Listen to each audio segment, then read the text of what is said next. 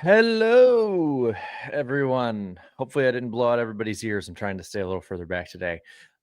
Got some sleep, better mood. How we doing, everybody? Oh yeah, I didn't kill your guys' ears. All right, cool.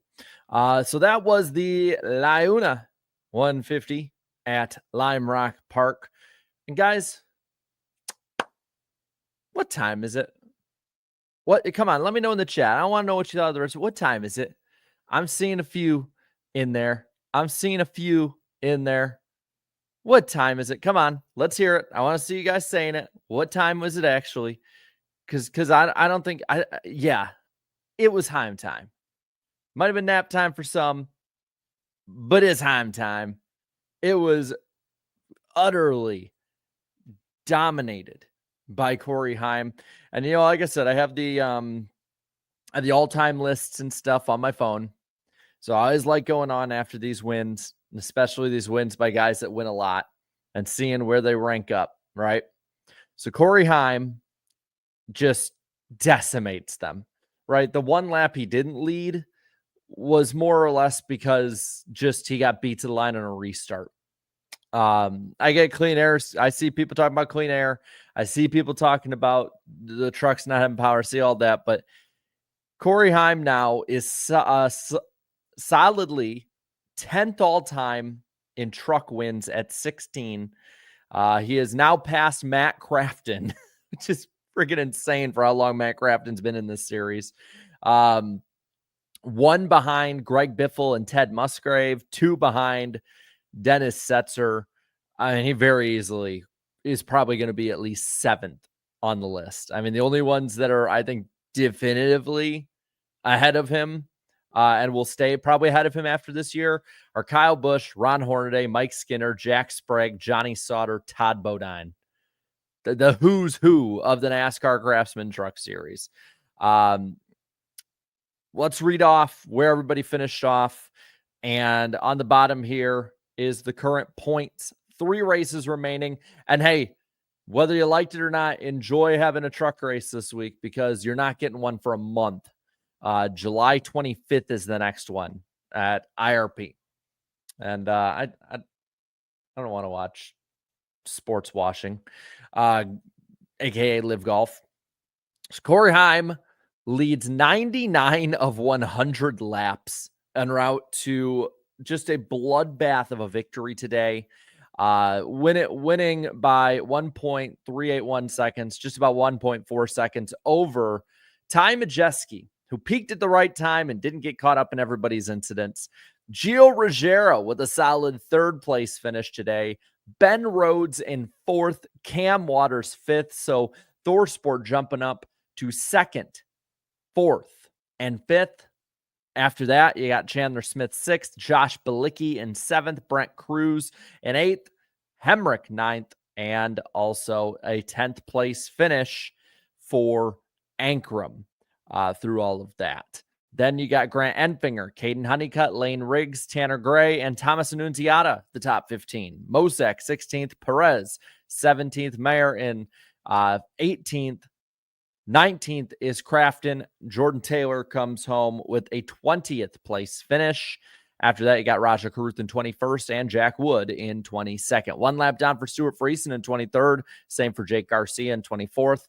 2 down for Timmy Hill with a 25th place finish. Matt Mills also 2 down, 26th. Same with Lambros in 27th, Muniz 28th, and Tony Breidinger in 29th. 4 laps down for Dawson Sutton in 30th, and Spencer Boyd, last one on track, 8 laps off the pace, meaning Dale Quarterly, Wesley Slimp, and Alex LeBay, 32nd through 34th, out of this race. I believe I got everybody properly put in, though I probably spelled somebody's name wrong.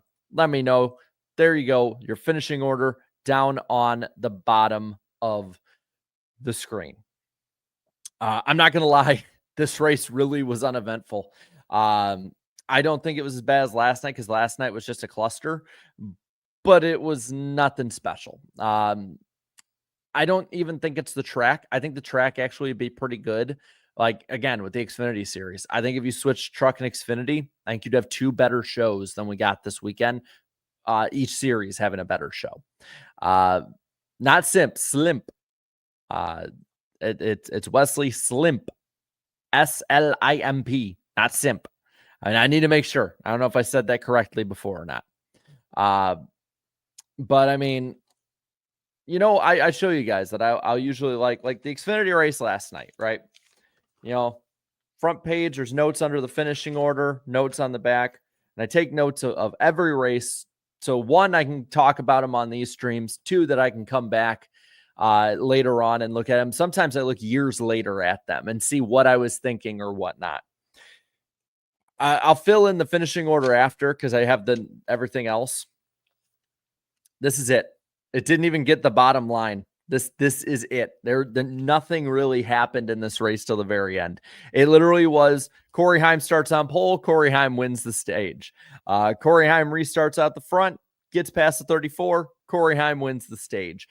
Corey Heim had the fastest lap today. Corey Heim, outside of literally being beat to the line on a restart by a nose, was perfect in every single way. Every single way today, that 11 was perfect. And honestly, technically he didn't lead every lap, but he pretty much led every lap. Getting beat by a skosh at the line on a restart when up front, it was shown pretty much all day that the top two would get pretty even at the restart. I don't hold that against him. This was probably the most dominant Truck Series only driver performance I have ever seen in the NASCAR Craftsman Truck Series. I think there might have been some Kyle Busch ones where he came down, just whooped them. Kyle Larson with the Xfinity Series where he whooped them, where he like damn near lapped the field kind of thing. But a road course is different. I get part of it too, though, is that you didn't have any live pit stops. You basically had no strategy at play. And so at that point, it was going to be pretty straightforward. I mean, I'm looking at the results of the first two stages. Top three are the same each time. Heim, Riggs, Taylor. The first stage, it was Cruz and Mosak the top five. Mosak and Smith were the top five in stage two. Then Honeycutt, Smith, Carruth, Majeski, and Nunziata, the top 10 in the first stage. 6th through 10th. 6th again was Honeycutt in stage two, then Majeski and Nunziata, Carruth, and Enfinger. Again, not much happened. It doesn't help that Fox definitely was going to hyper focus on the top five.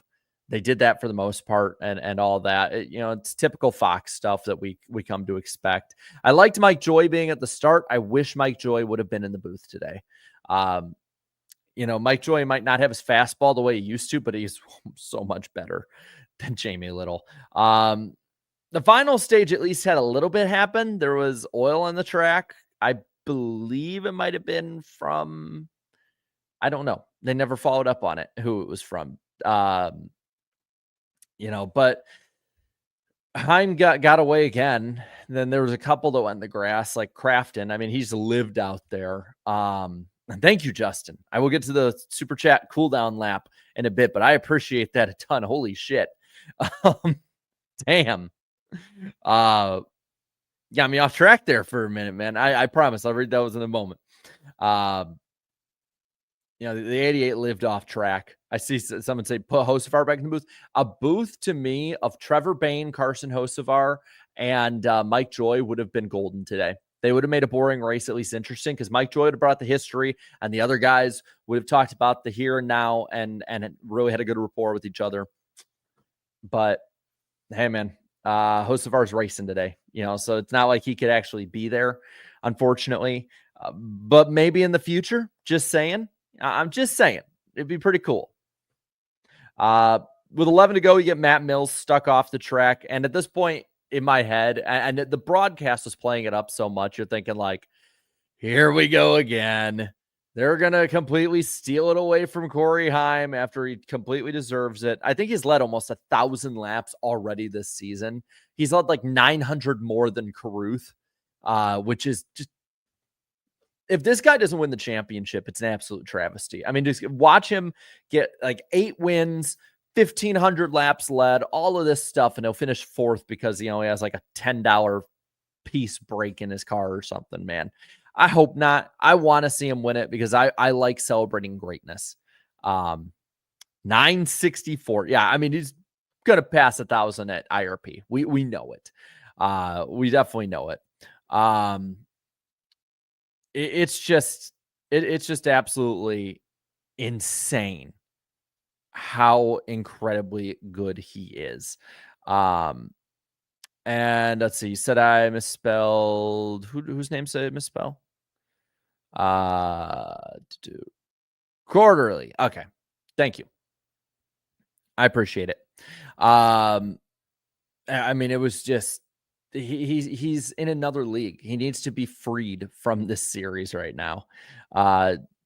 Definitely needs to.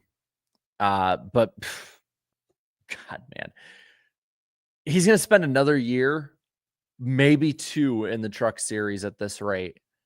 Like, I know this is kind of a little overboard, but Corey Heim has defined the last like 2, 3, whatever years in the NASCAR Craftsman Truck Series, right? He is a GOAT of this series. I think you could, I think that, those guys I listed earlier are probably the ones that should be on it, but you could make a very, very compelling argument that he belongs in the Mount Rushmore of the Craftsman Truck Series. Kyle Busch and Ron Hornaday, in my opinion, far and away deserve to be on there more than anybody else. And he'd probably need more time, obviously, to get Skinner, Sprague, and Sauter and Bodine.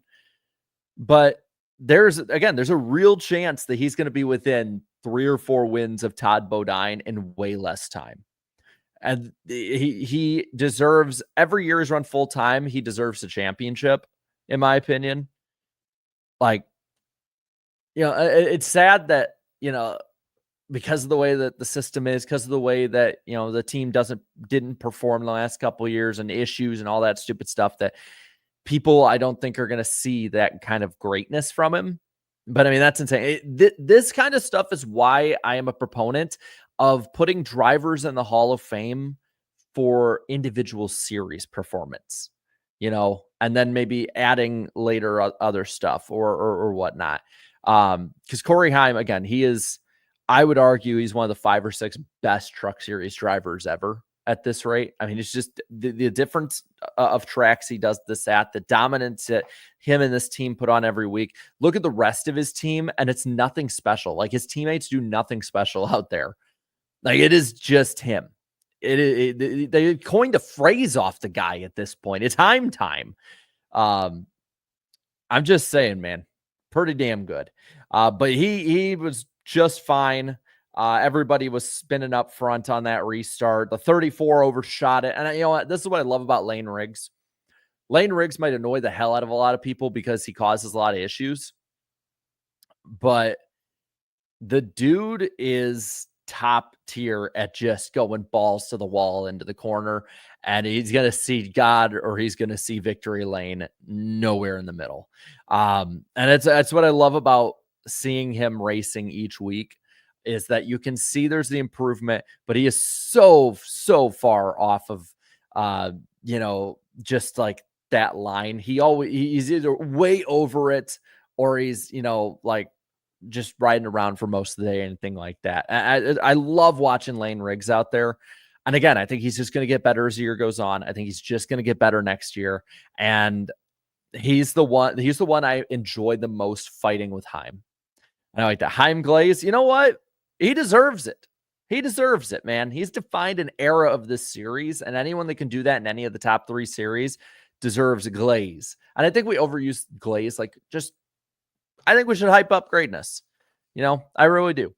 I'm amazed that Ty Majeski landed up there at the end. I know that everybody had those issues and he made it through, but he was probably the 7th best truck out there all day.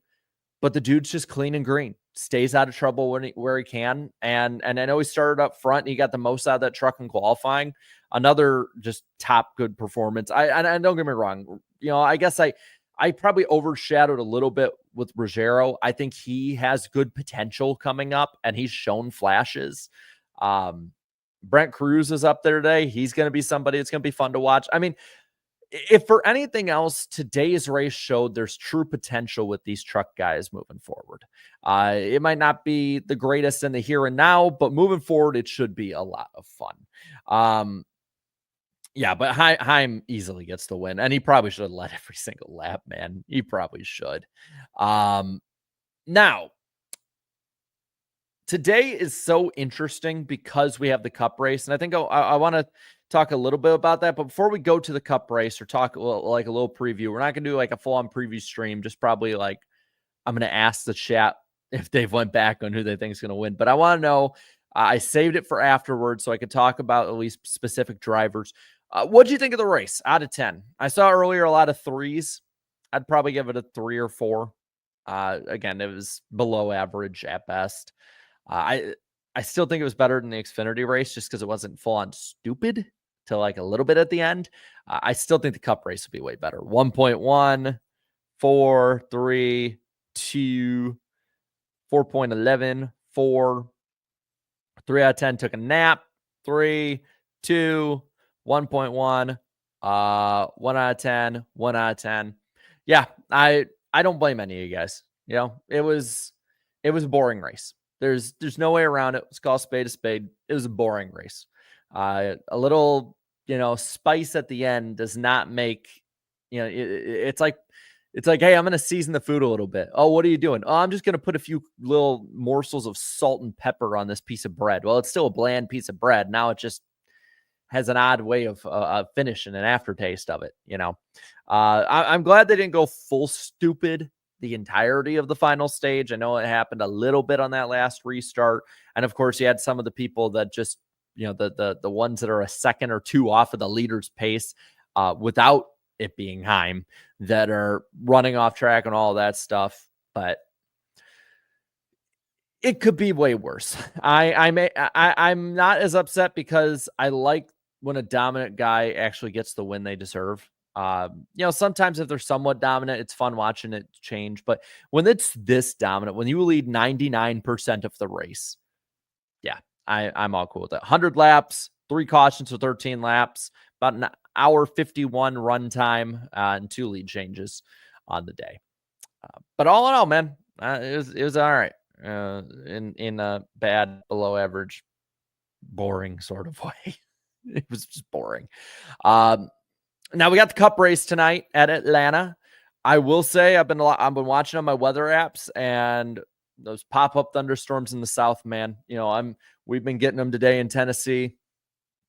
They get them in Georgia even worse this time of year just because of the humidity and the heat and everything else like that.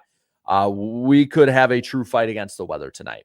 I don't know if there's any specific programming they have after the race they need to do, but this could be a true fight with the weather tonight in Hampton, in the Atlanta Motor Speedway, whatever. TNT returns. It'll be fun to see what they can do. Hopefully they don't beat us into the ground talking about brackets too much.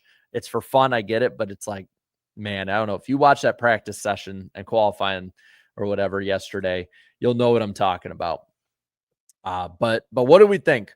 Are we changing our minds? Anything like that? Who do we think is going to win the cup race tonight? And then we're going to go to the super chat cooldown lap, which I very much appreciate everybody for coming in and all of that. So, and for all of their donations too. That's so cool. And thank you.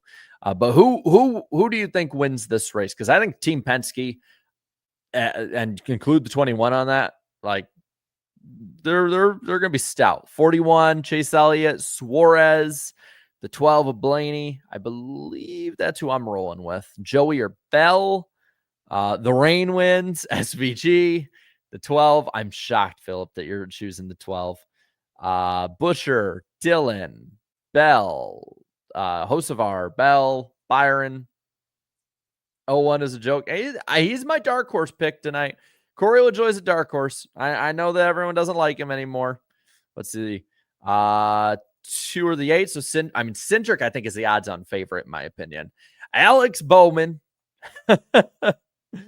LaJoy, 2, Jones. I mean, hey, Legacy Motor Club has been coming on the last month or so. I really like it. What they've been doing over there recently. Bubba wins tonight. He very well could win tonight. I know we talked about it Wednesday night, but I've looked more into that stupid troll post that a lot of these accounts are doing of the Bubba is looking to ban the white flag because of racism and all this bullshit. And the same people that in their bios have facts don't care about your feelings or like you need to read articles or any of this stuff are falling for it. The same dumb people that rip on them all the time for their views are falling for the grift of everybody else who's clearly pushing this out for stupid. It is one of the funniest damn things I've ever seen. And I hope if Bubba Wallace has seen this, he laughs at it because it's so freaking stupid. It's entertaining though, man. Yeah, Penske guys and stuff. I figured I'd follow up what we were talking about Wednesday night when we kind of brought that up of like, the internet's just an interesting place these days. And it is just good to sit back and laugh at the morons. Don't get worked up over it. Honestly, like if I've seen some people getting worked up over some of those things, don't get worked up over it. It's just, it's funny. It's fun to watch. Over anything else. And it's all the Facebook crowd too. I'm just saying. Let's see. But hey, I think tonight's race, as long as they're able to race, I think it's going to be a lot of fun. I think there's going to be a lot of really good contenders. I just think Penske, like if they get control of this race, it is going to be tough to beat them, man. It is. I mean, yeah, they could be like DEI, man. They could totally be like DEI. What is the NWP pick? Here's the thing. I don't know where I put that sheet. Because I have a sheet that I keep it all on. And maybe the chat can let everybody know. Because I think Michael chose Chase. I think y'all chose Cindric, if I'm not mistaken. I chose Blaney. Eric chose Logano, and then I can't remember who Danny chose. Danny chose Denny because he got the Hawaiian rolls, King's Hawaiian roll car. Hey, man. I'm just saying the way that the finishes have been so far this weekend, pick points are getting closer. This is the way of this system, the ebbs and flows. Dale Jr. is going to win tonight. Yeah, it's Carnival. All right, let's do the Super Chat cool down lap here. Twin spinner. With the 5, I believe you were the first one to put one out. Says, I fell asleep waiting for the guy to say, start your engines. Wish I'd stayed asleep. Yeah, this is one that if this wasn't my job and I didn't promise you guys I would come on after all of these, I would have slept through. Blorp. Nice name. Man, that broadcast was horrible. I got so checked out on the 50th choose attempt. I started tech decking on my dog. Now Trey flipped his floppy ears. I don't know what you mean, but yeah, it was bad. It was a Fox broadcast. Last one on Big Fox this year. So for NASCAR fans, the next race we'll watch on Big Fox will probably be the Clash at Bowman Gray. Derek here says Gio Ruggiero is the best truck rookie, and it's not close. Although Mosak had a breakout day till the final restart. Also, what's going on with Tony Breidinger? So as for Gio, again, tons and tons of potential, in my opinion. I think he is somebody that could really take Heim's place when he heads out. Hopefully to the Cup Series. I know he's racing Cup next week, I believe, at Chicago. Mosak, again, shows flashes, and he's pretty good at road courses and has a background and all. He's somebody that, again, I'd want to see another season or two before I really make a big prediction on. As for what's going on with Tony Breidinger, I don't know what anyone would expect out of Tony Breidinger. Blort meant skateboarding. Okay, yeah. I never got into it. I wanted to at one point, never did. Knowing my dumbass, I probably would have hurt myself more than the average skateboarder. I know a few of my friends were, and they got hurt a lot, but I'm a klutz, if you haven't been able to tell. As for Tony Breidinger, I was expecting this coming in. If anything, it just feels like she's more of just a marketing, industry plant at this point.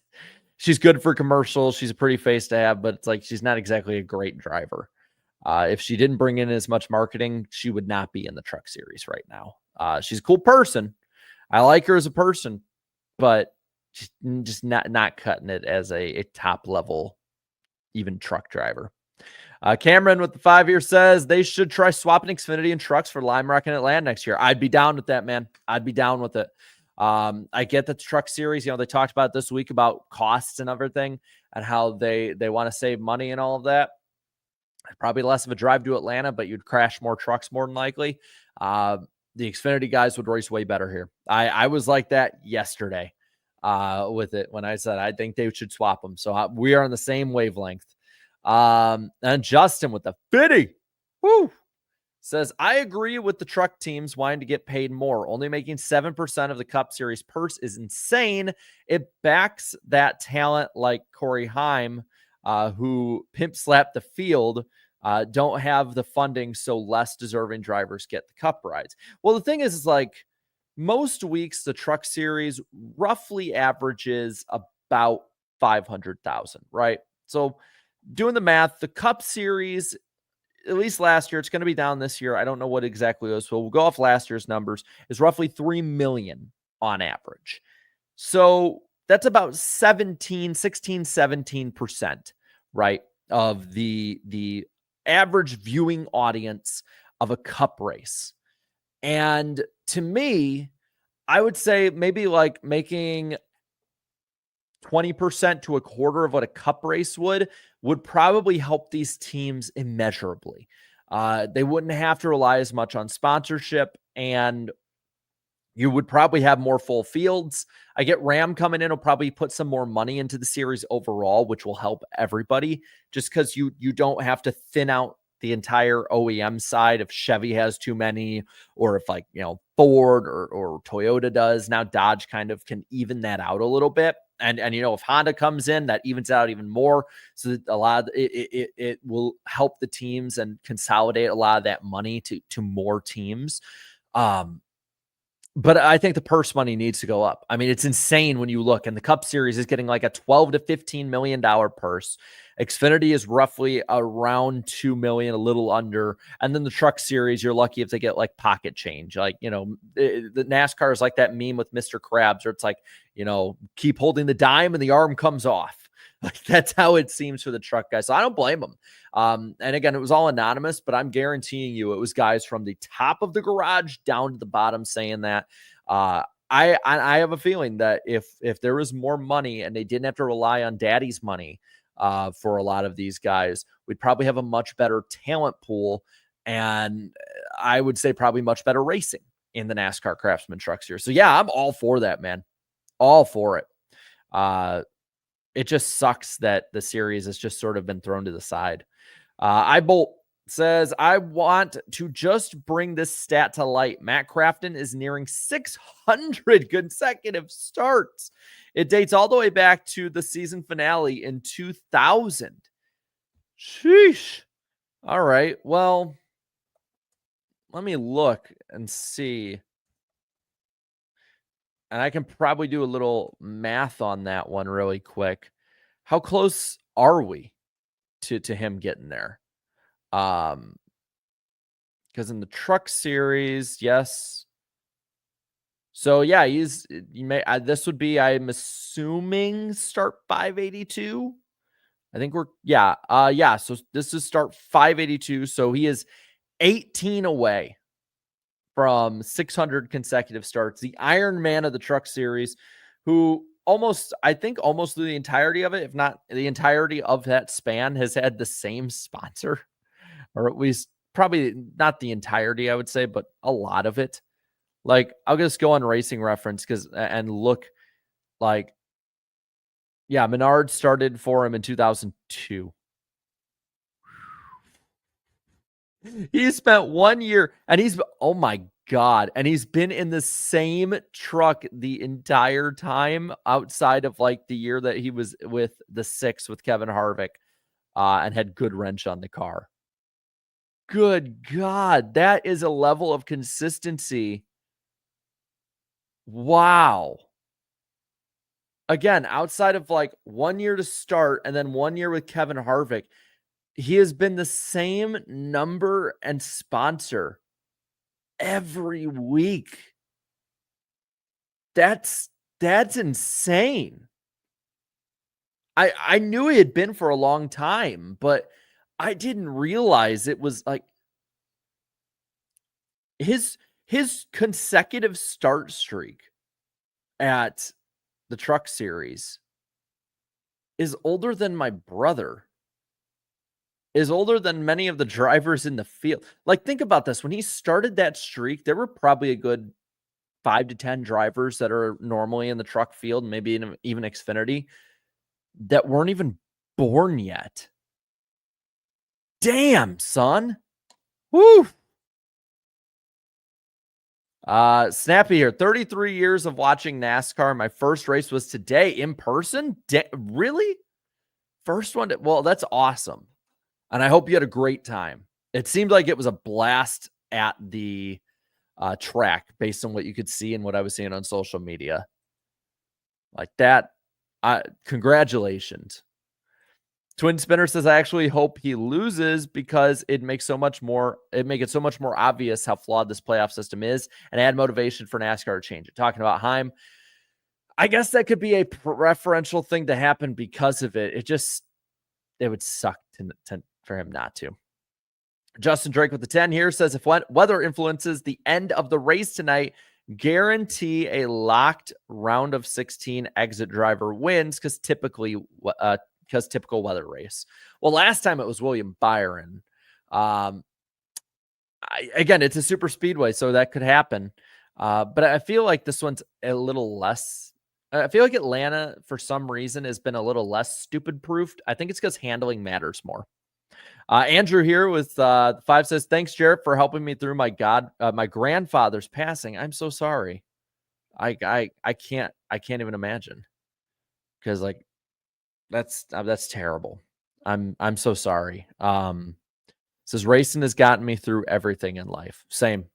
I've been at some of the darkest points in my life, and even as dumb as it sounds, having that next race ahead to look forward to makes it that much better. It does. But dude, I feel for you, man. God, that sucks. It just sucks. There's nothing that words can say to make that better. Green Flag Studios with 5 says, another Fox dud. NBA or NWP basketball tournament when that would be more entertaining than Fox, who'd win that. Yes, it was a dud. As for NWP basketball tournament, it'd probably go how it did a couple years ago. Head to head, I know I beat Danny. Eric beat Danny as well. We have the height advantage. And I will say it'll be a close game, but Eric would beat me. Eric has the height, and Eric has the long shot that I just don't have. I've always been terrible with my shooting from the field. Eric would beat me. I remember him and I, like, we did like all the other ones we did. It was basic like that we'd play in these little tournaments. It would be like me and Eric would beat everybody else, whether it was NWP members or not, usually within like a 5-minute span.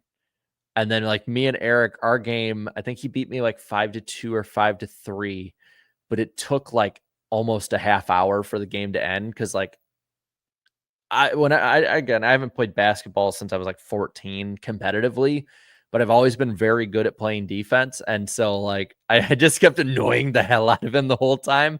But then he annoyed the hell out of me because he would just like stand up straight and shoot and make it over my head. Maybe we could put that out there sometime though. That'd be a lot of fun.